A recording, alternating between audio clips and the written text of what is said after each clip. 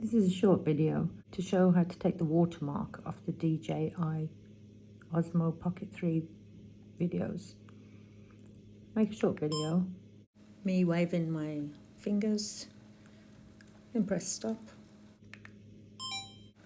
Then come over to the DJI Mimo app. Go to your album, now go to your camera. Wait for it to connect. Join.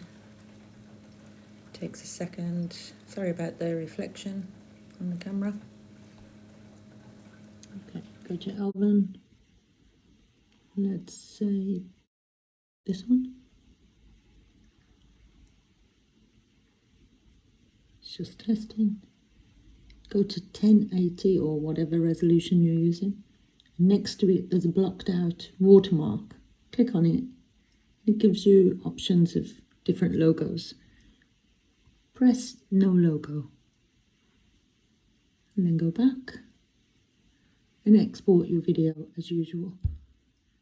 This is how to remove the watermark from your Osmo Pocket 3 videos. Thanks for watching.